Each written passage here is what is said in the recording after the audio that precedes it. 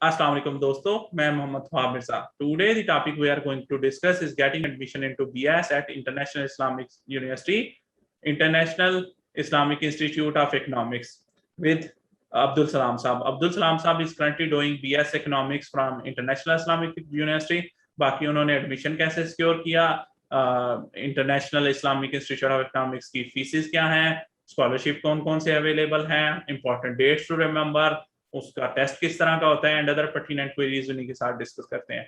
तो अब्दुल सलाम साहब, really thanks कि आप अपना कीमती वक्त निकाल के before deep diving into the interview थोड़ा सा नाजरीन के लिए जरा बता दीजिएगा कि आप कहाँ से बिलोंग करते हैं, एजुकेशन आपने अर्ली एजुकेशन कहाँ से ली। अस्सलाम वालेकुम। First of all thank you भाई, आपने कांटेक्ट किया मुझे इंटरव्यू के लिए। So I am from Arunabad, from southern Punjab and I did my matriculation from the school of Government Rizal Islamia High School, Harunabad, and then FSc pre-engineering from the Government Degree College, Harunabad. Then I applied for BS Economics in International Islamic University, and I got admission there in fall 2019. Now I am studying there my 5th semester. जी माशाल्लाह, impressive journey. अच्छा, मुझे बताइएगा कि अब्दुल सलाम साहब ने जो है IIUI को क्यों चूज किया BS इकोनॉमिक्स के लिए, थोड़ा सा। एक्चुअली इन माय होम, हमारे घर में एक माहौल है पूरे इकोनॉमिक्स का। फर्स्ट ऑफ ऑल मैंने इकोनॉमिक्स की चूज की। मेरे घर में एक पूरे सब BS MPhil PhD a lot of, यानी कि इकोनॉमिक्स में एक पूरा माहौल मिलता है। उसके बाद मेरे चाचू ने मुझसे पहले यहाँ से BS किया, तो बाकी पाकिस्तान की ये 9th नंबर, आजकल जो ये रिसेंट इसकी रैंकिंग है उसमें 9th नंबर है इसमें इकोनॉमिक्स में। उसके बाद ये कि इसमें इंटरनेशनल माहौल मिलता है आपको। फिर इस्लामिक तर्क के हिसाब से आप अगर चाहते हैं कि आपको एजुकेशन में नहीं सर्वाइव कर सकते, तो आपके लिए एक अच्छा प्लेटफॉर्म है कि आप वहाँ जाकर अपनी तालीम को कंटिन्यू कर सकते हैं। तो इसी वजह से बाकी एक अच्छा इदारा है। आप कहते हैं कि पाकिस्तान की टॉप यूनिवर्सिटी में 2019 में ये पाकिस्तान में इकोनॉमिक्स के लिहाज से पहले नंबर पे रैंकिंग में। इसी वजह से मैंने चूज किया इसे। माशाल्लाह तो माशाल्लाह। अब मेरी तो आईकिल डिग्री यानी कि मेरी चल रही है वहाँ, तो फील हो रहा है कि मैंने अच्छा किया। बाकी पंजाब यूनिवर्सिटी भी है पाकिस्तान में आजकल रैंकिंग में पहले नंबर पे, लेकिन फेडरल की यूनिवर्सिटी का एक अपना सीन है। बाकी फॉरनर्स आम आपको मिलेंगे यहाँ। यूनिवर्सिटी एक इंटरनेशनल अदारा है, तो यहाँ फॉरनर्स आप चाइनीज, इंडोनेशियंस और इसके अलावा नाइजीरिया, सोमालिया वगैरह के पीपल आपके साथ काफी ज्यादा हो जाते हैं। माशाल्लाह माशाल्लाह, that's really good to know. और बाकी एक इंटरनेशनल एक्सपोजर मुझे पक्का याद है कि हम भी चूंकि मैं फास्ट इस्लामाबाद से पढ़ा हूँ 2007-2011 बैच में, तो हम जुम्मा पढ़ने जाते थे। तो even I as far as I remember, मेरे ख्याल में खुतबा भी शायद इंग्लिश का ही था जो जहाँ पे हम जाते थे, जो है ना। तो और जो है, और फॉरनर्स की तो मेरे ख्याल में बहुत ज्यादा इन्वॉल्वमेंट जो है वो हम देखते ही थे। सो है, मतलब खासतौर पे सोमालिया से, और जो है इधर इस्लामिक कंट्रीज से तो मैंने काफी सारे स्टूडेंट्स देखे थे जो आते थे वर्क स्टडिंग, जो है ना, डन हो गया। अच्छा अच्छा, माशाल्लाह। मुझे बताइएगा कि एक स्टूडेंट है जो अप्लाई करना चाह रहा है अब्दुल सलाम साहब BS इकोनॉमिक्स के लिए, थोड़ा सा बता दें क्या प्रोसीजर है। आया सारा प्रोसीजर ऑनलाइन है बिफोर एंट्री टेस्ट? आया सारा प्रोसीजर ऑनलाइन है या फॉर्म्स वगैरह सबमिट करवाने पड़ते हैं, और क्या फीस है, थोड़ा सा इस बारे में बता देते। वहाँ भाई सबसे पहला जो हमारे यहाँ के जो लोग हैं वो इस पास इस यूनिवर्सिटी में ज्यादा अप्लाई नहीं कर सकते, कि इनके पास इस चीज का इल्म नहीं होता कि ये यूनिवर्सिटी आपके रिजल्ट से पहले तकरीबन 1 माह पहले इनके एडमिशंस क्लोज हो जाते हैं और आपकी क्लासेस तकरीबन स्टार्ट हो जाती हैं जब तक आपका रिजल्ट आता है। यानी कि जब तक आपका FSC का रिजल्ट आता है आपकी क्लासेस स्टार्ट हो चुकी होती हैं। उसके बाद तकरीबन जून की 10 तारीख के बाद 10th ऑफ जून से ही अपने एडमिशन स्टार्ट करते हैं। ऑनलाइन प्रोसीजर है, आप इनकी साइट पे जाएं, वहाँ ऑनलाइन आप सारा डाटा पुट करेंगे अपना। उसके बाद आपको चालान फॉर्म आपका मिल जाएगा। वो आप जैसे अब अगर आप इकोनॉमिक्स में अप्लाई कर रहे हैं तो आप HDL की किसी भी ब्रांच से पूरे पाकिस्तान में किसी भी ब्रांच से उसका चालान फॉर्म पे कर सकते हैं। वो 1500 का चालान फॉर्म होता है। उसके बाद आपको टेस्ट की डेट दी जाती है, आपने वो टेस्ट जाके वहाँ यूनिवर्सिटी में आप करते हैं, कंडक्ट करते हैं। उसके बाद उसके रिजल्ट की बेस पे आपका एडमिशन होता है। ठीक ठीक, माशाल्लाह। अच्छा, मुझे बताइए क्या चलान फॉर्म तक, जैसे आप ने बताया कि आप खुद जो है वो हरुणाबाद से रहने वाले थे, तो जी जी। जो चलान फॉर्म तक के लिए आपको इस्लामाबाद आना पड़ा, या अप्लाई करने से पहले पहले आपने हरूनाबाद से मेक श्योर किया कि जो है ना आपके सारे डॉक्यूमेंट्स कंप्लीट हो जाए? नहीं, जब आप अप्लाई करते हैं ना, जैसे ऑनलाइन अप्लाई का सिस्टम है उनका पूरा एक वेल एस्टेब्लिश सिस्टम, आप कह लें कि जब आप अप्लाई करेंगे तो आपको वहाँ चालान फॉर्म का आपका खुद ही जनरेट हो जाए। ठीक है। यानी कि आपको घर बैठे जब आप ऑनलाइन अप्लाई करते हैं तो आपको अपना चालान फॉर्म मिल जाता है। वो आप किसी भी ब्रांच में, ये लाजमी नहीं है कि जैसे कई यूनिवर्सिटीज में होता है कि आप वहाँ जाके यूनिवर्सिटी की ब्रांच में उसे पे करें, तो नहीं, वो आप अपने ही सिटी में HBL की ब्रांच या अलबरका की ब्रांच में वो पे कर सकते हैं। तो उसके बाद वो आपका जो चालान कोड होता है वहाँ पुट करके, तो वो आपको उसकी रिसिप्ट कर दी जाती है जनरेट, जिससे आप एडमिशन जो आपका उसका टेस्ट है उसे कंडक्ट कर सकते हैं। ठीक, माशाल्लाह। No, let's come towards the testing method. अब आपने एप्लीकेशन प्रोसेस कंप्लीट कर लिया, आपको यूनिवर्सिटी ने बुला लिया कि आ जाए टेस्ट देने के लिए, तो बताएं क्या एप्लीकेशन प्रोसेस है, मतलब कहाँ जो है, सॉरी, क्या टेस्टिंग मेथड है, मतलब कौन किस तरह के क्वेश्चंस पूछे जाते हैं टेस्ट के दौरान? एक्चुअली अगर आप देखा जाए एक बच्चे FSC में अगर वो स्टडी, क्योंकि ये जो आप जब BS इकोनॉमिक्स के लिए अप्लाई करते हैं तो अगर आप FA बेस, आपने FA में इकोनॉमिक्स पढ़ी है तो कोई मसला नहीं। यानी कि जो टेस्ट होता है वो, मैं उसमें जो पहले तो मैं आपको बता दूं कि उसके पार्ट्स क्या क्या होते हैं। एक पार्ट होता है इंग्लिश, सबसे पहले आप होता है पार्ट। उसके बाद मैथमेटिक्स पार्ट का होता है, फिर आपके इंटेलिजेंस क्वेश्चन होते हैं। जैसे तो इंग्लिश में बहुत इजी, आप यानी कि इंग्लिश जो आज आम अल्फाज आप कह लें कि नॉर्मल लाइफ में आप बोलते हैं उसके मुताबिक ट्रू फॉल्स वगैरह ऐसी चीजें, यानी कि बहुत इजी होता है। मैट्रिकुलेशन लेवल, आप ये नहीं कह सकते कि वो FSC लेवल है, वो मैट्रिकुलेशन लेवल। उसके बाद जो आपका मैथमेटिक्स का टेस्ट है वो भी आपकी जो मैट्रिकुलेशन लेवल पे होता है, यानी कि वो इतना मुश्किल नहीं होता, बिल्कुल बहुत इजी क्वेश्चन होते हैं। उसके बाद इंटेलिजेंस के क्वेश्चन होते हैं, और कुछ पार्ट अप्रोक्सीमेटली आप कह लें कि 10 क्वेश्चन वो होते हैं आपके जो इस्लामिक क्वेश्चन, लाइक ज़कात का आपके बारे में क्वेश्चन होगा, ऐसी जो इस्लामिक चीज़ें हैं उशर वगैरह, इन चीज़ों के बारे में आपके क्वेश्चन है। तो टोटल आपके 2 टेस्ट होते हैं। आपको अंदर ब्रेक आती है, एक पहले 50 मिनट्स का टेस्ट होता है, उसके बाद एक 10 मिनट या 15 मिनट की ब्रेक देके फिर एक और टेस्ट लेते हैं आपका, यानी कि टोटल 100 मिनट्स हो जाते हैं, लेकिन 50-50 मिनट्स के 2 पार्ट। ठीक तो है। इस तरह इजी होता है टेस्ट, ज़्यादा मुश्किल नहीं होता। तो ये सारा टेस्ट होता है वहाँ।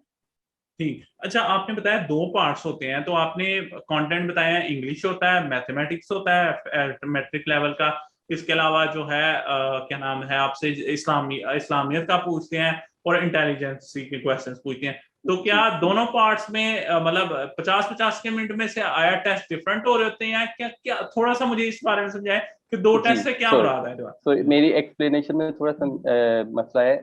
जो आपका इंग्लिश पार्ट होगा ना पहला, उसके साथ आपका इंटेलिजेंस टेस्ट होगा। ठीक है। इंटेलिजेंस टेस्ट में वर्बल और नॉन वर्बल, वर्बल चीजें होंगी, ठीक है। और जो आपको उसके बाद दूसरा ये आपका पहला पार्ट खत्म हो गया जो ठीक। 50 नंबर। ठीक है। उसके बाद आपका दूसरा पार्ट स्टार्ट होगा जिसमें मैथमेटिक्स 40 नंबर की मैथमेटिक्स होती है, और लास्ट जो 10 मार्क्स होते हैं वो आपके होते हैं अकॉर्डिंग टू इस्लामिक स्टडी, ठीक है। यानी ठीक। कि ज़कात वगैरह। वो भी आपके इकोनॉमिकल क्वेश्चन होते हैं, ये नहीं होता कि वो आपको के क्वेश्चन पूछने लग जाए। इस्लामिया से क्वेश्चन नहीं होते, लेकिन इस्लामिक क्वेश्चन होते हैं इकोनॉमिकल क्वेश्चन। तो ठीक है। ये वो इतना 100 मार्क्स का टेस्ट टोटल हो जाए। ठीक, माशाल्लाह माशाल्लाह। अच्छा, मुझे बताइएगा कि कितने परसेंटेज एकेडमिक की होती है और कितनी परसेंटेज टेस्ट की होती है, मतलब जो है towards getting you selected eight IIUI? जी, उसमें वहाँ भाई आप फर्स्ट ईयर बेस ज्यादातर लोग अप्लाई करते हैं, ठीक है। यानी कि बहुत कम लोग होते हैं जो रिपीट कर रहे हैं, नहीं तो फर्स्ट ईयर बेस।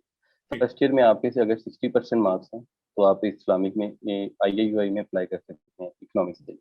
ठीक है। और उसके बाद ये है कि 60% मार्क्स हैं, और उसके बाद जो आपका टोटली एडमिशन, आप कह सकते हैं कि आपका 80% एडमिशन आपके टेस्ट पे डिपेंड करता है। ठीक है। यानी कि जितना बेहतरीन आपका टेस्ट होगा, आप जितना वो अच्छा टेस्ट आप परफॉर्म करेंगे, उतने ही ज़्यादा आपके एडमिशन के चांसेस, आपका एडमिशन सिक्योर होता जाएगा। ठीक है। बाकी जो आप परसेंटेज पूछ रहे थे वो 60% आपके टेस्ट की परसेंटेज होती है और 40% आपके एकेडमिक की होती है, जो मैट्रिकुलेशन और एफएससी को मिला के लगाया। ठीक ठीक। अच्छा, अब आपने 40% मैट्रिक, अच्छा 40% में से एफएससी की एग्जैक्टली कितनी होती है और मैट्रिक की कितनी होती है, ये आप तो 40% में से 30% एफएससी बताएं। और 10% matriculation. Okay, okay. So if we formalize the formula, तो ये 0.1 into metric percentage marks plus 0.2, 0.3 into FSC 0.3 percentage into and plus 0.6 into percentage of test marks, तो जो है ना आपका मेरिट बन जाएगा। ठीक है। अच्छा, अब मुझे बताएं, आया कुछ तरीका है कि किसी तरीके से इम्प्रूव एग्रीगेट किया जा सके, चाहे वो जैसे कई बार होता है एनटीएस के टेस्ट जहाँ पे एप्लीकेबल होते हैं वो दो दो तीन तीन दफा दे के दे देते हैं, आया यूआई का कोई टेस्ट इस तरह का है कि वो दो दो तीन तीन दफा दिया जा सके? और नहीं वहाँ भाई, ये ऐसा तो इसमें आईआईयूआई में कोई, यानी कि एक आपका टेस्ट हुआ है उसके बाद आपका दोबारा टेस्ट नहीं होगा ठीक है। फॉल के लिए। लेकिन ये है कि आईआईयूआई एक साल में दो बैचेस करती है, एक फॉल एंड स्प्रिंग। तो ये होता है कि अगर आप फॉल में नहीं हो सके तो आप स्प्रिंग में जा सकते हैं, इसी तरह नेक्स्ट आपको ये मौका मिल जाता है। ठीक है। लेकिन ये नहीं है कि आप एक टेस्ट, यानी कि जैसे आप, आपकी बात ठीक है कि पोमसेट्स वगैरह में भी अगर एनटीएस के बेस पे अप्लाई हो रहा है तो दूसरा टेस्ट आप दे लें, उससे बेहतर आप अगर मार्क्स आ जाते हैं तो हो सकता है इम्प्रूवमेंट। तो ऐसा कोई चीज नहीं। ठीक है, यानी you have to make sure कि पहली दफा ही पेपर गढ़ के आना जी है। ठीक जी, ठीक। अगर आप पहली मतलब 100% अपना श्योर हो गए हैं तो फिर हो सकता है ऐसा ठीक कुछ। ठीक, माशाल्लाह। अच्छा अच्छा, मुझे बताइएगा कि इस टाइम जो है कौन कौन सी डिग्रीज जो है वो ट्रिपल आई ई डिपार्टमेंट में ऑफर कर रहे हैं, और उनके पिछले सालों के मेरिट क्या रहे हैं, ताकि स्टूडेंट्स को पता चल सके कि कितना मेरिट हमें गेन करना पड़ेगा to get the admission into IIUI. वहाँ भाई एक बात मैं आपको पहले भी बताना भूल गया। एक मेरिट फार्मूला होता है हर यूनिवर्सिटी का, यूनिवर्सिटी अपनी लिस्ट शो करती है, उसमें बच्चों का मेरिट शो करती ठीक है। है। लेट्स सपोज अगर मेरा एडमिशन हुआ है तो मेरा मेरिट शो किया जाएगा कि मेरे कितने परसेंटेज पे मेरा एडमिशन हुआ है, जैसे ठीक है। दूसरी यूनिवर्सिटी की लिस्ट लगी है। इस्लामिक में ये एक प्रॉब्लम है, या आपसे प्रॉब्लम कह लेंगे, या आप उनकी एक कह लें कि हर एक यूनिवर्सिटी का अपना एक स्टाइल होता है या अपने एक तरीकाकार होता है, उसके मुताबिक इस्लामिक में अगर आपने अप्लाई किया है तो आपको आपका मेरिट शो नहीं होगा।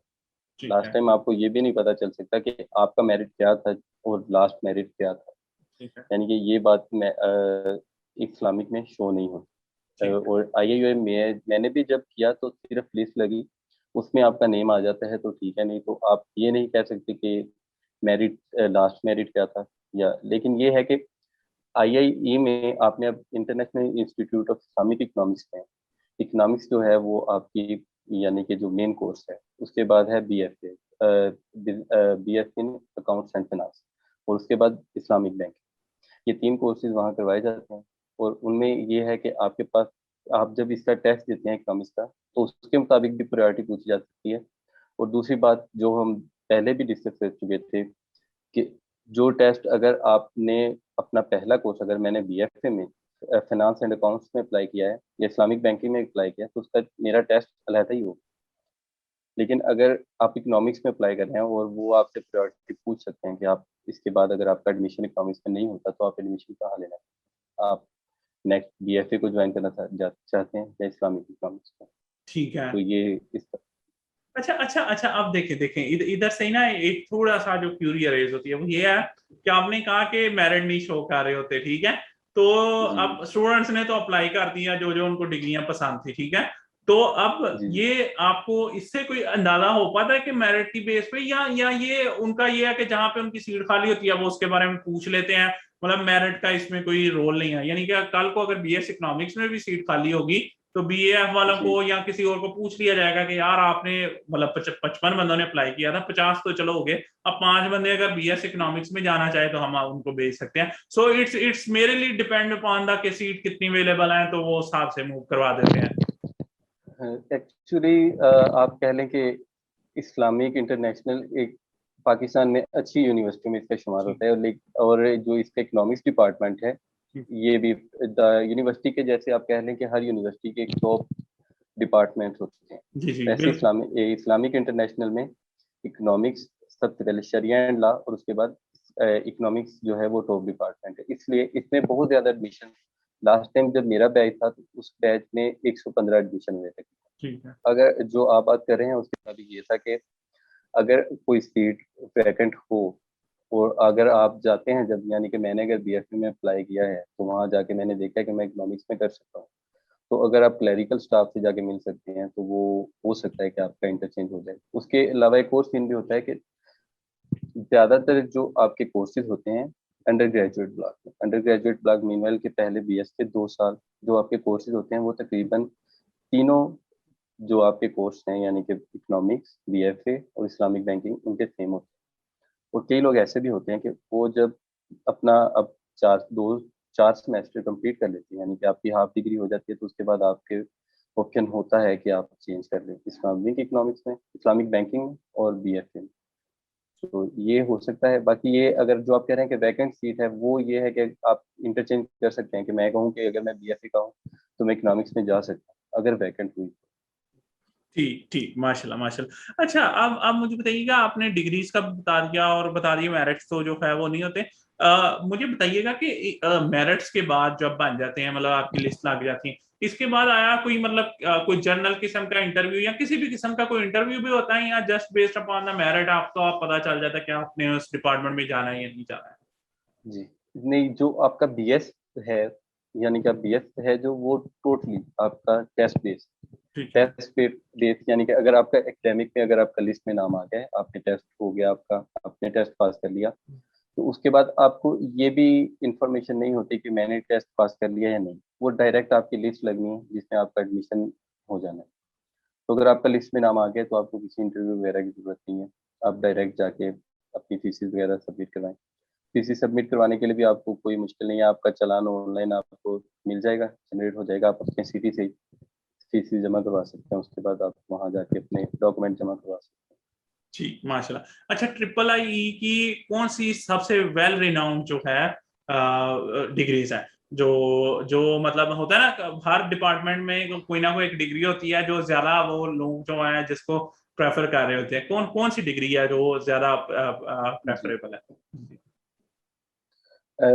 वहाँ भाई, हर यूनिवर्सिटी में जो आपके प्रेफरेबल डिग्री बनती है वो आपके एडमिशन से पता चल जाती है। उसके बाद आप जब वहाँ जाते हैं तो उसके आपको जो सारा एक स्ट्रक्चर है आपको समझ आ जाता है। तो उसके जी मुताबिक अगर देखा जाए, उनकी फर्स्ट प्रायोरिटी इसी वजह से इकोनॉमिक्स है, क्योंकि वहाँ सबसे ज़्यादा जो प्रेफर की जाने वाली डिग्री है वो इकोनॉमिक्स है। जी। ठीक उसके ठीक। बाद उनकी, यानी कि यही रूटीन है कि उसके बाद बीएफए, उसमें एडमिशन बहुत ज़्यादा होते हैं। फिर एक और मसला भी है, बहुत ज़्यादा लोग आप बीएफए में फीसिस बहुत हाई हैं। अप्रोक्सीमेटली आप ऐसे कह लें कि अगर बीएस इकोनॉमिक्स में 45,000 फीस है, तो जो बीएफए में अप्लाई कर रहे हैं वो 1 लाख से ऊपर की फीस देगा। तो इसीलिए इकोनॉमिकली भी लोग ज़्यादा इकोनॉमिक्स को प्रेफर करते हैं। ठीक ठीक, तो इकोनॉमिक्स ये जो वजह है वो इकोनॉमिकल भी है। है। जी बिल्कुल, ये बात है। माशाल्लाह। अच्छा अच्छा, इंपॉर्टेंट मंथ्स टू रिमेंबर जो हमारे व्यूअर्स हैं जो मतलब अप्लाई करना चाहते हैं, उनको कौन से months remember, both spring and fall, कि यार इन मंथ्स में जो है ना वो एडमिशन स्टार्ट होते हैं, ताकि जो है ना वो कम से कम उन मंथ्स में वेबसाइट को देखना स्टार्ट कर दें कि आया जी कोई एडमिशन आए हैं कि नहीं? जी। अगर स्प्रिंग के लिए आप दिसंबर 20 के बाद, 20 दिसंबर के बाद आप साइट को चेक करते रहे। ठीक है। इस्लामिक IIUI की साइट है, Islamic international Islamic university Islamabad. आप अगर इंटरनेट में सर्च करेंगे तो ठीक है। आपको टोटल डिटेल उसकी एक स्ट्रक्चर मिल जाएगा। यहाँ से आपको इजीली प्रिसाई होगी, आप किसी भी एक्सेस आप कर सकते हैं एडमिशन के लिए। वहाँ नोटिफिकेशन होता है यानी कि आपको किसी भी मेल अपने अकाउंट, उससे कोई स्टूडेंट्स वगैरह नहीं, हर आम बंदा उस पर जाके अप्लाई कर सकता है। तो जो स्प्रिंग के लिए आप 20 दिसंबर के बाद आप देख सकते हैं, उसके बाद अपना चेक करें तो उसके बाद ओपन हो जाते हैं एडमिशन, और तकरीबन टिल 15 जनवरी। और इसी तरह फॉल में 10 जून के बाद the second week of July, 10 जून के बाद सेकेंड वीक ऑफ जुलाई तक, मीन वाइल के 10 जुलाई तक एडमिशन ओपन रहते हैं फॉल के लिए। और 20 दिसंबर से 15 जनवरी के आसपास एडमिशन इसके क्लोज हो जाते हैं, स्प्रिंग ठीक ठीक सेशन। ठीक, माशाल्लाह। अच्छा, मुझे बताइएगा, एक स्टूडेंट है जिसका कह लें मेरिट भी आ गया और उसने जो है वो टेस्ट भी अच्छी तरह पास कर लिया, अब उसका नाम आ गया कि you can apply for the admission, ठीक है, अब आपके प्री रिक्विजिट सारे पूरे हो गए हैं। तो क्या फीसिस हैं IIUI की पर सेमेस्टर इकोनॉमिक्स में, इस्लामिक बैंकिंग में और BAF में? जी वहाँ पर इस इकोनॉमिक्स में 45,000 है इसकी, यानी कि आपकी पर सेमेस्टर, यानी फर्स्ट सेमेस्टर यानी कि एडमिशन फीस वगैरह मिला के तकरीबन आपकी 50,000 हो जाती है, और उसके बाद आपकी 38-39,000 नेक्स्ट सेमेस्टर की हो जाती है। इसी तरह BFA की मुझे गालबन पता नहीं है उसकी, लेकिन नियर टू 1 लाख, और सेकेंड सेमेस्टर की 80,000 तक हो जाती है। इसी तरह इस्लामिक बैंकिंग की 70,000 है, और उसके बाद 65-60 तक आता है। तो बाकी वो जैसे मैं आपको बता रहा था कि ऑनलाइन इसकी जो साइट है इस्लामिक इंटरनेशनल यूनिवर्सिटी इस्लामाबाद, उस पे आपको पूरा इसका फीस स्ट्रक्चर यानी कि पूरा प्लान यूनिवर्सिटी का मिल सकता है। आप उधर जाके अपना कर सकते हैं, आपको कोई इशू नहीं होगा, बहुत इजीली आप एक्सेस कर सकते हैं इन चीज़ों को। ठीक ठीक, माशाल्लाह। अच्छा अच्छा, आपने जो है वो फीस के बारे में बता दिया, मुझे बताएं, देखें 45,000 जो है इजंट अफोर्डेबल फॉर एवरीवन, जो है ना, मतलब बहुत सारे होंगे स्टूडेंट्स जो IIUI में भी आते होंगे, उनके लिए मुश्किल होता होगा अफोर्ड करना। तो उसके लिए क्या फैसिलिटीज हैं इन टर्म्स ऑफ स्कॉलरशिप और फाइनेंशियल असिस्टेंस के, जो है स्टूडेंट्स को मुश्किल ना हो टूवर्ड्स गेटिंग देयर एजुकेशन? जी वहाँ पे आप कह लें उधर 3-4 स्कॉलरशिप, बल्कि जो आपके कोटा बेस्ड पेपर्स होते हैं, जैसे आपका बलूचिस्तान से हो गए, फाटा वगैरह से हो गए, उनके लिए अपने रीजनल स्कॉलरशिप बहुत ज़्यादा हैं। फाटा बेस्ड स्कॉलरशिप, उसके बाद कोटा मिल जाते हैं। लेकिन अगर आप पंजाब से हैं या सिंध से हैं, तो उसके लिए आप एहसास बेस्ड नीड बेस्ड स्कॉलरशिप, वो एक बहुत अच्छी अपॉर्चुनिटी है अगर आप उसे यूटिलाइज कर सकें। आपकी फीसिस टोटली पेड हो जाती हैं, और उसके बाद आपको स्टिपेंड मिलते हैं अप्रोक्सीमेटली 40,000। और इसी तरह अगर ECC आपको तकरीबन आपकी फीसिस पे कर देता है, अब वो भी आपको मिल सकता है। और अगर आप इन दोनों स्कॉलरशिप से आप नहीं इन्हें कर सके, पूरा नहीं उतर सके उनकी रिक्वायरमेंट्स पे, तो फिर आप अपने डिपार्टमेंट से या किसी वजह से आप रह गए हैं, तो डिपार्टमेंट स्कॉलरशिप है, वो हर सेमेस्टर में, हर सालाना जो हर बैच में बच्चे आते हैं, 2 बच्चों को स्कॉलरशिप देते हैं। वो नीड बेस्ड स्कॉलरशिप होता है, उनमें अप्रोक्सीमेटली उनकी फीसिस माफ कर दी जाती है, और उन्हें काफ़ी उससे भी सहूलत हो जाती है। इसी तरह ये स्कॉलरशिप बाकी जो बलूचिस्तान हो गए, फाटा हो गए, वजीरस्तान, इन इलाकाई रीजनल जो स्कॉलरशिप हैं, वो इन्हें इसके अलावा भी मिल सकते हैं। ठीक ठीक, माशाल्लाह। वैसे भी आपकी गुफ्तगू से लग रहा है कि स्टूडेंट्स को किसी ना किसी फॉर्मेट में मिल जाता है, जो डिजर्विंग होता है, इतना मसला नहीं होता है जो है अप्लाई करने का। डन हो गया। अच्छा माशाल्लाह, that's really good to know. अच्छा, आपने बता दिया कि जो है स्कॉलरशिप वगैरह के बारे में। अच्छा मुझे बताइएगा हॉस्टल फैसिलिटी का क्या सीन है? जैसे आप खुद हरुणाबाद से, आपको भी हॉस्टल चाहिए होगा, और जो है क्या फीसिस है, थोड़ा सा उस बारे में बता दीजिएगा। जी इस्लामिक यूनिवर्सिटी हो गई, नमल हो गई, ये 2 यूनिवर्सिटी हैं भी आसपास, लेकिन इनका एक और भी मसाइल है कि ये जो आपको हॉस्टल अवेल करते हैं, वो BS में आपके 2 साल बाद, यानी कि आपके 4 सेमेस्टर्स के बाद आपको हॉस्टल अवेल करेंगे। उससे पहले आप अगर माजूर हैं या आपको कोई और मसाइल हैं, तो वो आपको हॉस्टल वहाँ अवेल होगा।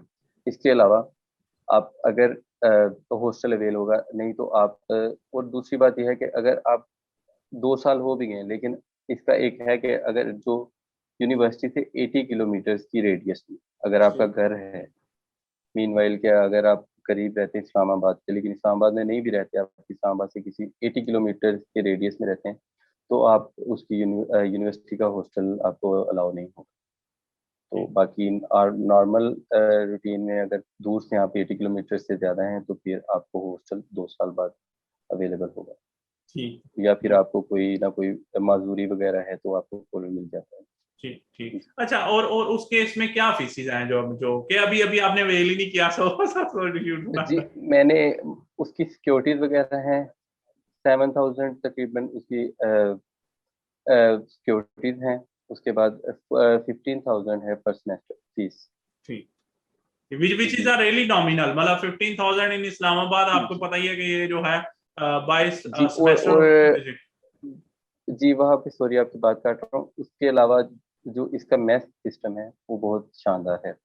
यानी कि मैंने दूसरी यूनिवर्सिटी के मेस वगैरह उनका खाना वगैरह चेक खाया है, उसके निस्बत उनका खाना वगैरह बहुत बेहतर है। यानी कि ठीक। आपको उसका बिल भी, मेस का बिल आ जाता है ज़्यादा से ज़्यादा 3000 3500 यानी आपका अप्रोक्सीमेटली पूरा मंथ हॉस्टल 6,000 रुपए में मिल जाता है, जो इस्लामाबाद में अवेल करना है मुझे पता है बहुत ही अवेलेबल। मुश्किल है, नामुमकिन सी बात है कि जी 6,000 रुपए में आप जो है बिल्कुल ऐसा। हॉस्टल अवेल जी कर सकें। ठीक है, इसीलिए मेरे हाल में डिमांड भी ज्यादा होती है, जो आप मिलता ही नहीं किसी को।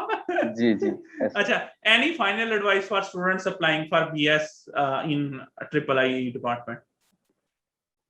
जी मैं इन पे यही कहना चाहूँगा कि आप अप्लाई करें, बल्कि बहुत सारे लोग, यानी कि पूरे पाकिस्तान में जिन लोगों को अगर ये पता चलता है, ये बहुत बड़ा एक फैक्टर है जो बैकड्राप आप कह लें कि यूनिवर्सिटी में एडमिशन ना होने के, ठीक है। ये लोग अप्लाई नहीं करते। एक तो जो पंजाब में मैंने देखा है कि वो लोग फेडरल में अप्लाई नहीं करते, बहुत कम लोग अप्लाई करते। और दूसरा मसला ये है कि को एजुकेशन ना होने की वजह से बहुत ज़्यादा लोग वहाँ अप्लाई नहीं करते। और मैं कहूँगा कि एक अच्छी अपॉर्चुनिटी आप अपनी ज़ाया कर रहे हैं कि एक बहुत अच्छी यूनिवर्सिटी है, उसका माहौल वगैरह जब आप वहाँ जाते हैं तो बहुत अच्छा आपको माहौल मिलता है। लेकिन वो लोग इन चीज़ों से अप्लाई नहीं करते, आप अप्लाई करें वहाँ, आपको अच्छा प्लेटफॉर्म मिलता है, अच्छी यूनिवर्सिटी, तो आपको उसके बाद अच्छी लाइब्रेरी, आपको डिपार्टमेंट्स के अंदर लाइब्रेरी मिलती है, फिर आपको पीएचडी स्कॉलर्स सारे पढ़ाने वाले और फॉरेनर्स टीचर्स भी बहुत ज़्यादा अवेलेबल होते ठीक, माशाल्लाह, really thanks for such a great analysis and valuable feedback Abdul Salam साहब। हैं। तो थैंक दोस्तों, मोस्ट प्रॉब्ली जो है वो आपकी सारी pertinent queries regarding admission into BS at International Islamic University, International Institute of Islamic Economics Islamic resolve Economics. हो गई होंगी। इसके अलावा अगर फर्दर क्यूरी हो तो नीचे कमेंट में पास ऑन कीजिएगा, मैं कोशिश करूंगा कि अब्दुल सलाम साहब तक पहुंच सके। अगर आपको वीडियो पसंद आई हो तो लाइक करें, दोस्तों के साथ शेयर करें और हमारे चैनल को सब्सक्राइब कर लें ताकि आपको फर्दर वीडियोस मिलती रहें। हमारे साथ जुड़े रहने के लिए और बार बार इस चैनल पर आने के लिए मोहम्मद ख्वाब साहब का तहे दिल से शुक्रगुजार। अल्लाह हाफिज, पाकिस्तान जिंदाबाद।